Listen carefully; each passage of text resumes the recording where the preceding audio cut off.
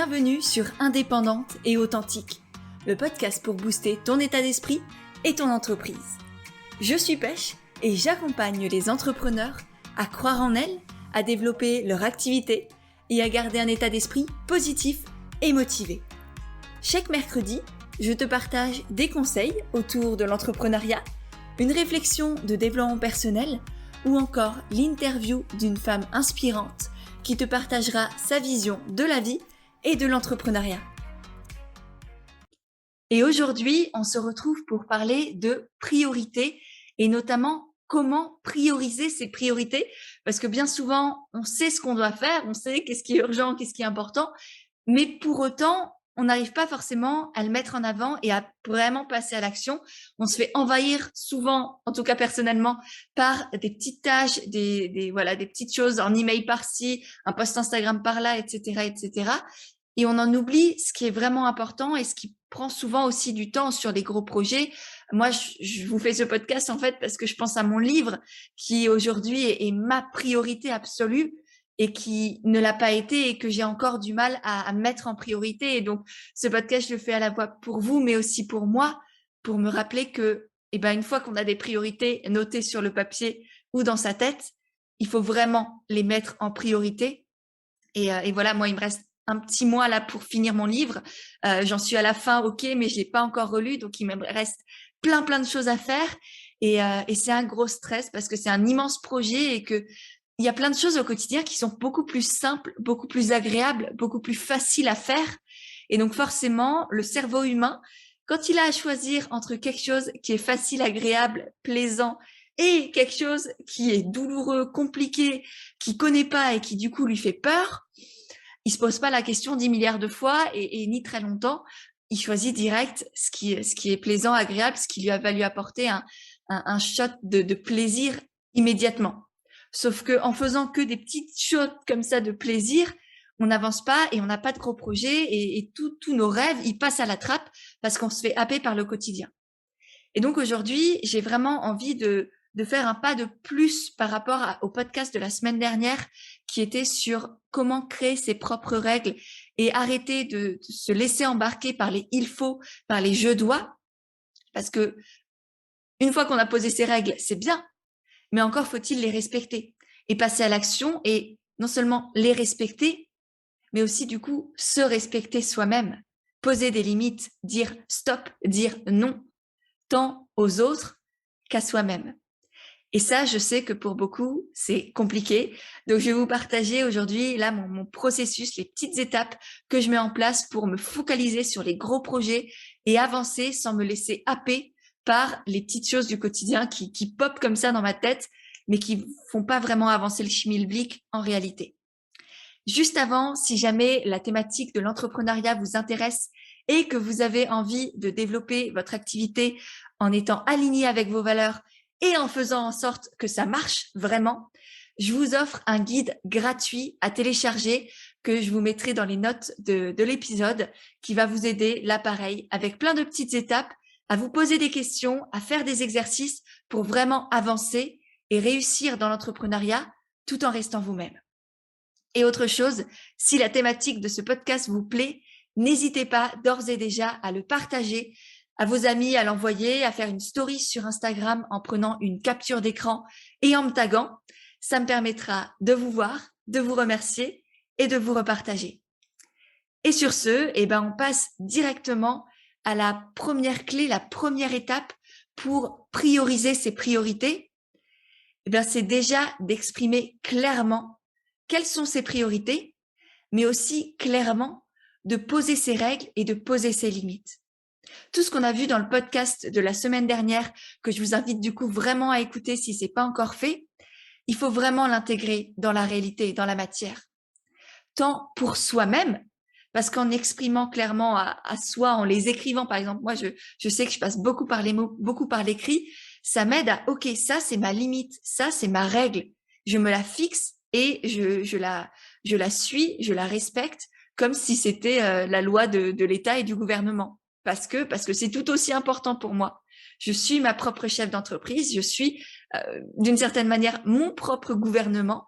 Et si je commence à partir en cacahuète et à ne plus respecter des règles que j'ai fixées, pas pour me faire braire, mais parce que c'était vraiment important pour moi, qu'elles ont du sens, qu'elles me permettent d'être en accord avec mes valeurs, d'avancer dans mon projet et de respecter la personne que je suis, plutôt que me laisser envahir par les il faut, par les je dois, par les peurs, la comparaison, etc. Donc ça a du sens, ces règles-là. Et c'est important pour moi que je les respecte. Et c'est du coup important aussi de les faire respecter par les autres, de poser des limites aussi pour les autres, de dire là, c'est ma limite à moi, tu la dépasses pas. Et d'expliquer ça gentiment, clairement, avec du tact, mais de l'expliquer avec une certaine forme d'autorité aussi. Parce que vous n'êtes pas là pour vous faire marcher sur les pieds. Que ce soit avec votre famille, vos amis, des personnes que vous ne connaissez pas, ça ne change rien. Et c'est un engagement que vous prenez pour vous avant tout. Et cet engagement, il est essentiel pour savoir que vous pouvez compter sur vous. Parce que en respectant vos engagements envers vous-même, vous dites à votre inconscient, à votre cerveau, oui, je peux compter sur moi. Et par ce geste-là, du coup, vous montrez que vous respectez vos valeurs et donc que vous avez de la valeur.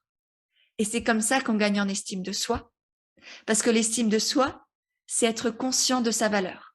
Donc, en respectant vos valeurs, vous prenez conscience, vous acceptez d'avoir de la valeur et vous dites oui, j'ai de la valeur parce que je respecte mes valeurs, mes engagements. Et comme ça, petit à petit, vous gagnez en estime de vous. Donc, première règle, premier conseil, exprimez clairement vos règles et posez vos limites et faites-les respecter tant vous-même, parce que si clairement vous respectez pas vous-même vos limites, on va pas aller très loin et clairement les autres ne vous respecteront pas non plus. Et du coup, de les faire respecter par les autres posément, mais avec une certaine forme d'autorité. Ensuite, deuxième conseil, c'est de prioriser ce qui est réellement important et urgent pour vous. Pour ça, il y a un outil qui s'appelle la matrice d'Eisenhower. J'en avais parlé dans un ancien article de blog que je vous mettrai aussi dans les notes de cet épisode, que vous puissiez aller le retrouver, visualiser comment c'est fait, parce que vraiment, c'est hyper intéressant. Et en gros, c'est un carré divisé en 4 autres petits carrés, avec un carré urgent important, un carré urgent mais pas important, un carré pas urgent mais important, et un dernier carré, une dernière zone, pas urgent et pas important. Et donc, en utilisant cette matrice d'Eisenhower, vous allez pouvoir placer vos tâches, vos activités, vos objectifs, etc., en fonction de leur urgence et importance, et savoir du coup qu'est-ce que vous devez prioriser. Essentiellement l'important et l'urgent, ensuite l'urgent, ensuite l'important, et ensuite déléguer ou reporter ou simplement délaisser. Et c'est pas grave, ça fait pas de vous quelqu'un de mauvais ou qui abandonne ou je ne sais pas quoi. C'est juste que parfois il y a des choses, c'est juste pas le bon moment et c'est ok. Et donc apprendre aussi à mettre de côté certaines choses qui, ok, on aurait pris du plaisir, ok, c'est chouette, ok, c'est agréable et ça, voilà, ça suscite notre attention, mais c'est pas là la priorité. Et en disant ça, je pense notamment, moi en ce moment, ces derniers temps, j'ai dû dire non ou refuser ou décaler énormément d'opportunités, d'interviews que l'on me proposait pour des podcasts, pour des conférences, dans des magazines. Donc différentes opportunités qui, sur le papier, j'avais envie de dire oui, mais clairement là, c'était pas ma priorité. Donc faut accepter de mettre encore une fois ce shot d'adrénaline, ce shot de plaisir instantané un peu de côté. Ça reviendra, les opportunités, ça revient toujours. Faites-vous confiance pour ça. Quand on est ouvert, elles viennent à soi. Donc, elles reviendront par la suite. Là, la priorité pour moi, c'est mon livre, c'est mes coachés, c'est moi. Je suis ma propre priorité. On en reparlera tout à l'heure.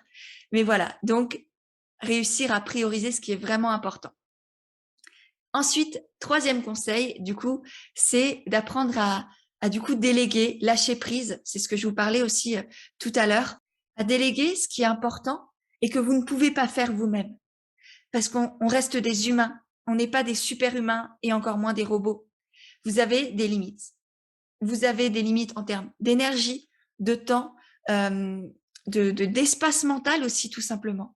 Moi, je sais que mon assistante, elle me sauve la vie sur plein de choses non seulement en termes de temps, parce qu'elle me fait gagner énormément de temps, mais surtout en termes de charge mentale. Parce que penser à tous, c'est juste plus possible. Et d'autant plus si, comme beaucoup de mes coachés, vous avez des enfants, vous avez un conjoint qui rentre tous les soirs aussi, un conjoint, une conjointe qui rentre tous les soirs à la maison, vous avez juste une vie tout simplement, et heureusement qu'elle est là. Et vous ne devez pas l'abandonner parce que vous êtes entrepreneur. Effectivement, l'entrepreneuriat, ça prend beaucoup de place. Parfois, peut-être un peu trop, et on lui donne beaucoup de place et c'est OK parce que ça nous anime, ça nous porte. Moi, ça me fait lever le matin d'accompagner mes coachés, de les aider à développer leur entreprise, à faire en sorte que ça marche, que ce soit aligné avec qui elles sont, leurs valeurs, leur personnalité, qu'elles aient des clientes, qu'elles s'épanouissent pleinement au quotidien. Bien sûr que ça me fait vibrer. Mais j'ai aussi appris à avoir une vie à côté de ça. Et c'est essentiel de la conserver.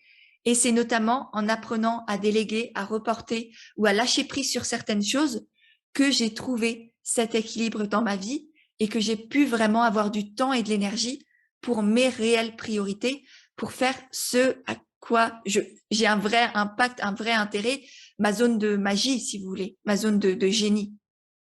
Donc voilà, ça c'était la troisième étape, apprendre à ne plus être un super humain. Et ça fait pas de vous quelqu'un de moins bien, bien au contraire, ça fait de vous quelqu'un qui a conscience de sa puissance, de son pouvoir, de là où il est bon, et qui a mis son ego de côté sur d'autres points, parce qu'il sait que bah là je suis moins doué. Et c'est OK. Et c'est génial parce que du coup, ça permet à d'autres d'avoir d'autres zones de génie. Et moi, ça me permet, par exemple, avec mon assistante, d'aider quelqu'un d'autre à subvenir à ses besoins, à faire vivre sa famille, etc., etc. Donc, mettez votre ego de côté, concentrez-vous sur votre zone de génie, votre zone de magie, même si au début, c'est effectivement important de tout faire quand on se lance dans l'entrepreneuriat. Au fur et à mesure, vous allez voir, vous allez pouvoir déléguer des petites tâches par-ci, par-là. Ça peut même être juste quelques heures par semaine ou quelques heures par mois. C'est pas grand-chose, mais vous allez voir que ça fait du bien. Ensuite, une fois que vous avez délégué, priorisé, mis de côté ce qui n'était pas la priorité, il va falloir aussi apprendre à dire non. Alors, sur cette thématique, j'ai fait déjà tout un podcast et tout un article de blog sur le sujet, donc je vous y renvoie. Vous aurez aussi le lien directement dans les notes de l'épisode parce que vraiment, j'y partage énormément de conseils. Je sais à quel point dire non peut être compliqué pour certaines personnes. C'est un point que je travaille avec beaucoup de mes coachés parce que ça fait de la culpabilité, on se dit qu'on va plus être aimé, etc., etc. Mais clairement, c'est pas le cas. Ça va pas vous rendre mauvais, égoïste ou méchant de dire non. À partir du moment où vous expliquez pourquoi là vous dites non, pourquoi vous posez votre limite, pourquoi c'est stop ici, bah la personne en face va comprendre. Elle est pas bête. Faites-lui confiance. Ceux qui vous aiment comprendront. Ceux qui vous aiment même seront heureux que vous ayez confiance en eux, que vous ayez assez confiance en eux et en vous pour leur dire non, là, je ne peux pas et même je ne veux pas. Et c'est OK aussi de ne pas vouloir, tout simplement. Et vous n'avez pas à vous justifier forcément pendant 1000 ans. Expliquez pourquoi. Oui, parce que ça permet d'éviter les suppositions, les non-dits et que la personne en face se fasse des histoires insensées dans sa tête. Donc expliquez oui, mais se justifier constamment, non. Au bout d'un moment, si la personne ne comprend pas, tant pis pour elle. Si elle ne comprend pas que vous vous mettez en priorité, que là vous posez vos limites, c'est juste qu'elle ne vous respecte pas et qu'elle a rien à faire dans votre vie. Point barre. Et je sais que c'est douloureux à entendre, je sais que ça peut être compliqué à mettre en place, mais vous n'avez pas à subir qui que ce soit dans votre vie. Votre vie a bien trop de valeur pour que votre énergie soit dépensée dans des personnes qui n'en vaillent pas la peine et que votre temps soit mis là, pareil, à expliquer des choses, à vous justifier, alors que là, vous avez une activité à développer, plein de beaux projets à créer, un rêve à réaliser. Et bordel, c'est ça la priorité, quoi. C'est vous la priorité. Et ce qui vous fait vibrer, ce qui vous fait rêver, et ce qui va en aider d'autres aussi à avancer, à se sentir bien, à s'apaiser. Et voilà, et c'est ensemble qu'on va avoir de l'impact, mais ensemble si chacun se met en priorité et se respecte. Donc, apprenez à dire non. Devenez votre propre modèle. Et en devenant ce modèle de confiance, de stabilité, de force et de puissance intérieure, vous allez en plus encourager les autres à faire de même. Vous allez être un modèle pour les autres également, pour que eux aussi se donnent le droit de se mettre en priorité. Vous, par exemple, si vous êtes un parent, vos enfants auront beaucoup plus à apprendre de vous que, enfin, si vous posez des limites avec vos enfants, ça va les aider bien plus que vous si vous leur dites oui constamment. Et ben, c'est pareil pour toutes les personnes de votre entourage, que ce soit vos amis, votre famille, vos clients, vos abonnés sur Instagram. Apprenez à dire non, là, j'ai pas le temps. Pour vous donner un exemple concret, c'est quelque chose qui m'est arrivé il y a quelques semaines avec une coachée qui m'a envoyé une question à, je crois, 18h un dimanche soir. Alors, autant je suis très ouverte, je peux répondre même parfois un dimanche, autant là, 18h un dimanche soir, j'avais juste envie de tout fermer, d'aller dans mon canapé, de sortir mon bouquin, la tasse de thé et basta. Et donc, je lui ai dit clairement, gentiment, bah là, je suis désolée, je te répondrai demain. Bonne soirée. Et elle a dit, ok, pas de souci. C'est juste que là, elle était en plein dedans, elle a eu cette question qui lui a traversé l'esprit, elle me l'a posée. Et moi, je lui ai dit, bah non, je te répondrai demain, c'était rien d'urgent. Donc, voilà, je lui aurais répondu demain, j'aurais même pu ne rien lui dire et répondre le lendemain. Là, j'ai eu envie de lui expliquer, mais rien ne m'y obligeait non plus. Donc voilà, ça c'est juste un exemple parmi tant d'autres et simplement pour vous rappeler à quel point ça peut être simple à partir du moment où on l'explique clairement, gentiment. Et ça fait pas de vous quelqu'un de méchant. Encore une fois, je me répète, mais ça fait du bien à entendre. Et ensuite, le 5e conseil, c'est de prioriser ses priorités prioritaires. Et par là, j'entends prioriser ses non négociables. C'est toutes ces choses qui vous font du bien et dont vous avez fondamentalement besoin pour profiter de chaque journée, pour être ancré, pour être là pleinement, savourer le présent et pouvoir être présente aussi pour vos clients, pour vos coachés, pour vos abonnés sur Instagram et pour tous vos proches autour de vous. C'est non négociable. Ça peut être par exemple faire des balades, ça peut être faire du yoga, faire de la méditation, lire, aller au sport, ne rien faire tout simplement. Je ne sais pas quels sont vos non négociables à vous, mais c'est des choses où, quoi qu'il arrive, quoi qu'il advienne dans votre journée ou dans votre semaine, ce sera là et vous n'y dérogerez pas. Et c'est à vous de vous faire, d'être votre propre priorité. Et moi, en ce moment, comme dit, je suis dans un rush, dans un stress complet à cause de mon livre. Et pourtant, je reste ma plus grande priorité. Ça veut dire que oui, je suis dans un rush complet. Mais pour autant, je continue d'aller me balader tous les jours, de prendre des jours off, même au milieu de la semaine. Là, par exemple, on est samedi quand j'enregistre ce podcast. Jeudi, toute la journée, j'ai rien fait. J'étais avec des amis, on s'est baladé, on a fait des choses, on a fait plein de choses qui m'ont fait du bien et qui sont essentielles à ma survie, tout simplement, à mon bien-être, au fait que je sois ancrée et que du coup, justement, je sois encore plus disponible, encore plus énergique pour être présente pour mes coachés et pour écrire mon livre. Donc, faites de vous votre première priorité et faites de vos non négociables vos priorités prioritaires. Et je sais que moi, en ce moment, je prends encore même plus de temps pour ces non négociables-là. Et du coup, ce que je vous invite à faire pour vraiment là passer à l'action et entrer dans le concret, c'est d'avoir une liste de entre 5 et 10 choses non négociables. Ça peut être tout bête, ça peut être avoir 1 minute pour moi le matin. Ça peut être faire 5 minutes de méditation tous les soirs. Je sais pas, avoir un temps calme ou prendre mon café simplement, les yeux fermés devant la fenêtre. Enfin, ce serait bête, mais les yeux ouverts devant la fenêtre alors. Mais voilà, faites une liste de 5 à 10 choses.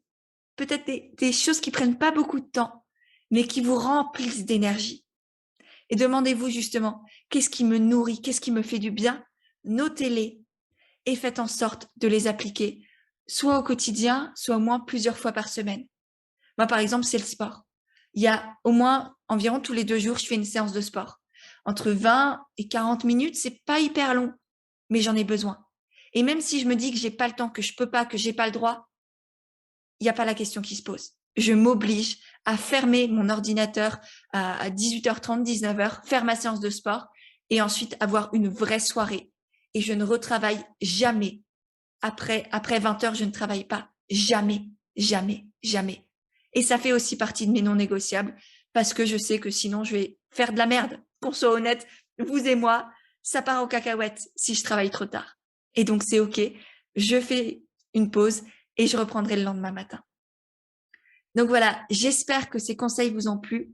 Pour finir, la prise d'action que je vous propose pour ce podcast-là, c'est de partager en commentaire sur YouTube ou sur votre application ou faire une story sur Instagram et d'y partager vos 3 priorités qu'à partir de maintenant, vous vous engagez à respecter.